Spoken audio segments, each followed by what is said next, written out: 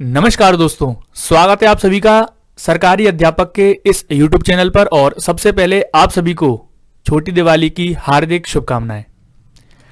आज का ये जो टॉपिक है वो काफी ज्यादा इंपॉर्टेंट है। लगभग हर साल एक नंबर का एक प्रश्न या फिर दो प्रश्न इससे जरूर आते हैं। जो आपका सामाजिकरण वाला चैप्टर है, इसको इंग्लिश में सोशलाइजेशन कहते हैं। तो बच्चे का सामाजिकरण, जैसे बच्चे का जन्म होता है तो बच्चे के जन्म के कुछ दिन बाद ही उसका सामाजिकरण होना प्रारंभ हो जाता है। और वो सामाजिकरण कुछ सिद्धांत दिए हैं मनोवैज्ञानिकों ने इसमें, वो सिद्धांत आज की वीडियो में हम कवर करने वाले हैं। तो जितने भी स्टूडेंट नए हैं, सरकारी अध्यापक चैनल आपके लिए ही बनाया गया है। चैनल को सब्सक्राइब करके बेल आइकन को ऑल पर सेट कर लें, तभी आपको वीडियोस का नोटिफिकेशन आएगा।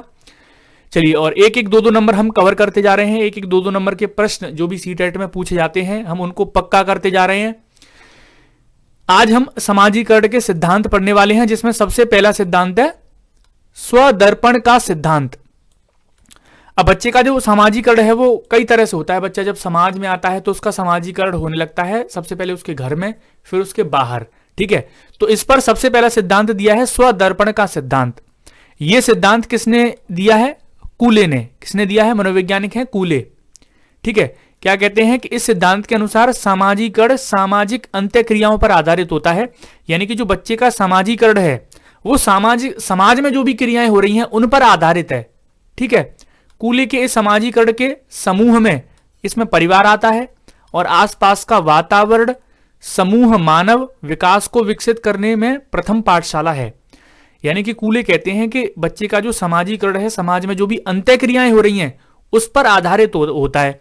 और उसमें कौन कौन आता है? परिवार आता है, आसपास का सारा वातावरण आता है, और जो भी समूह है, किसी का भी समूह हो सकता है, मानव का, बच्चों का जो मानव समूह है वो मानव विकास को विकसित करने में पहली पाठशाला होता है। ठीक है, स्वदर्पण का सिद्धांत किसने दिया? कूले ने। कूले क्या कहते हैं कि बच्चे का सामाजिकरण समाज में जो अंत्यक्रिया हो रही है उस पर आधारित है, जिसमें परिवार, आसपास का वातावरण और समूह आता है। समझ में आ गया आपको? दूसरा सिद्धांत है मैं और मुझे का सिद्धांत। यह भी इंपॉर्टेंट है, इसको भी बड़े ध्यान से सुनिएगा।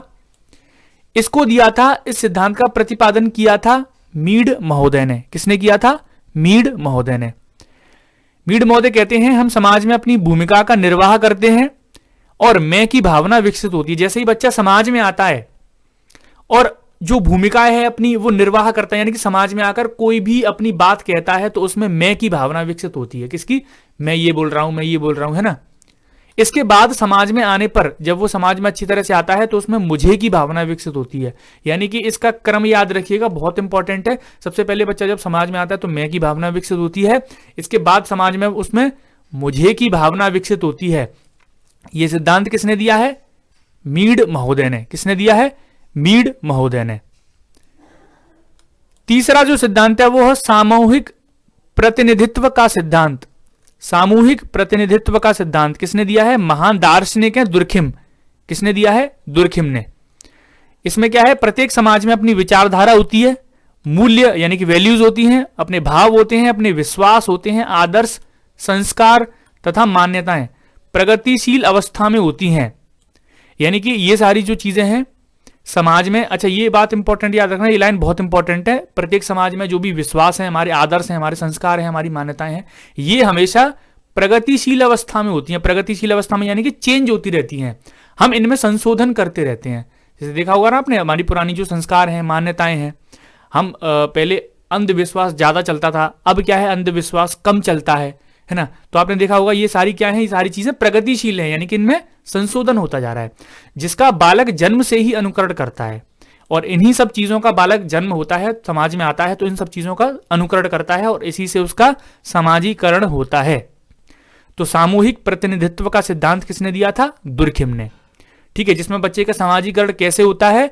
बच्चे समाज में अपनी जो विचारधाराएं, मूल्य, आदर्श, संस्कार, मान्यताएं होती हैं, उनके द्वारा होता है।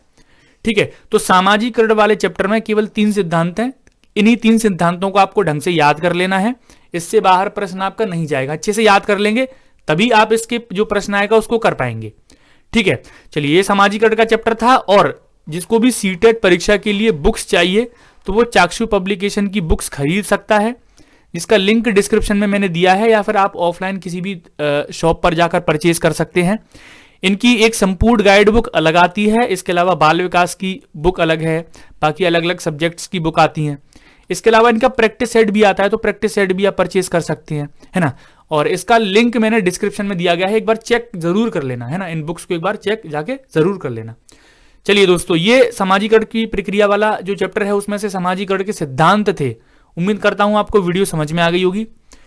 वीडियो अगर समझ में आई हो, अच्छी लगे तो लाइक, शेयर और सब्सक्राइब जरूर करना। मिलते हैं नेक्स्ट वीडियो में दोस्तों, अभी के लिए इतना ही, धन्यवाद।